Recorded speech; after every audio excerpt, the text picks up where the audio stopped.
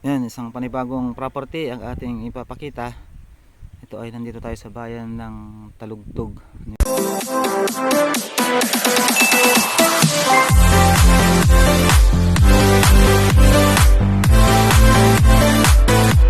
Iba isi ha. Ang property ay naka-attach mismo dito sa nakikita nating kalsadang ito. Kaya kung ang pag-uusapan natin ay daan, walang problema, check tayo dyan. Napakaganda ang niya, simentado. Kaya kung access mo ng produkto mo, hindi ka mahihirapan. Ayan. Kalsada. Pero mayroon siyang, hindi siya mismo, kailangan mong gumawa siya ng daan. O sabihin nating tulay. Ito. Kasi dito tayo dadaan, papunta dito sa property. Ito siya. Ito yung irrigation canal na. Ayan. Pero pag panahon ng may tubig, malakas ang tubig dyan. Pero ang nagsisilbing right of way nila ay ito. Ang tawag dito ay irrigation canal. Pero kung halimbawa gusto mong gumawa ng diretsong kalsada dito o daan mo, pwede rin naman. Dahil ito na mismo yung property. Ito na mismo yung property. Ito. Ang sukat ng property ay 8,000. Yung ito nakikita natin na nakakulong sa bakod na ito ay hindi niya sakop. Pero yung likod nitong property na ito ay yun ang diretso niya. Ito yung hangganan dun sa kabila, pero ito sakop dito sa kabila na ito. Yan. Yung likod nito, ito yung property. Yan.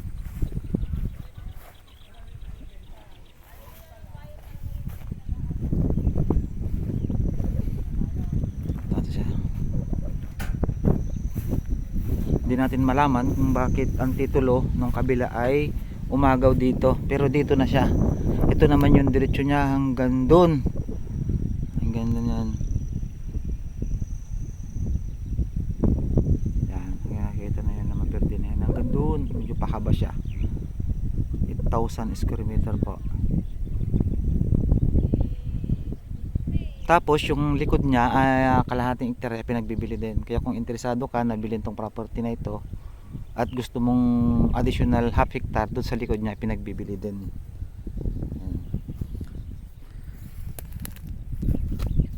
Ito po.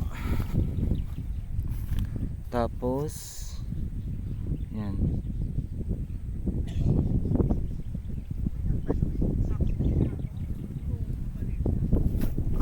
Ito, sakop din siguro ito nung araw. Ang ipinagtataka ng may-ari ay bakit nasa ibang sakop daw ng kabila. Itong kabila na yan ay siya yung nakaposisyon dito sa kabila. Pero kapag sinukat yan, baka makuha mo yung ito. Yan. Hindi natin kasi nakita pa yung mismong sketch plan kung ito ba ay nakaguhit na ganyan o yan ay diretso pan on. Tapos ito na hanggang sa nakita natin mga tao na yan. Ganyan. Mamaya bibilangin natin kung ilan yung frontage niya na nakadikit sa kalsada. Yan ay irrigation canal, pero pwede mong gumawa ng riprap kaya daanan mo mismo para nakatas ka sa kalsada. Yan, patag. Kung ang pag-usapan natin ay yung quality ng lupa, patag, napakaganda. Ayan oh, patag na patag, makapal yung pali niya, naani na yung pali niya, makapal. Yan, umuulan na, ang buhay maglulupa, naabutan ka ng ulan, basa ka talaga. Ito. Meron din doon sa bandaron, meron silang wire, poste ng kuryente. Pero kapag yan sa harap mo, tapat mo mismo ang poste ng kuryente. Ang papel nito ay OCT. Meron lang ilang taon na bayarin sa assessor office na hindi nila nabayaran.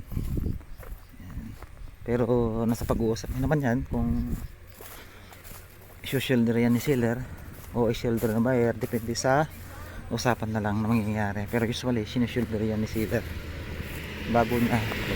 Ngayon ang kasama Napaka dito mag-uumpisa yung property. Bibilangin natin kung ilan ang frontage niya. Ito. Bilangin natin 1, 2, 3, 4, 5, 6, 7, 8, 8, 10, 11, 12, 14, 15, 16, 17, 18, 19, 20, 21, 22, 23, 24, 25, 26, 27, 28. More or less 28 meters yung frontage. At to cropping po dito, pwede kayo magdalawang ani dahil irrigated siya. Kung access road, check tayo dyan, maganda, naka-attach sa kalsada. Pero ito ang nagsisilbing daanan lang ng tao. Pero kapag ang produkto ay labas, ito irrigation road ang tawag dyan. Yan, na-registered naman yan. Hindi lang naayos pa, pero okay naman daanan. Yan, maluwang. Tapos ito na yung kalsada. Yan, umuulan na. Magapaani pa naman doon sa 3 hektarya. Yan. Okay, napaganda yung property. Nandito sa bayan ng Talugtog. Presyo nito, okay rin yung presyo niya. Hindi naman siya kasagpalasan. Pwede niya na pag-usapan niya ni seller kung sino ang may sagot sa tira niya mga boys. Ayan. Okay.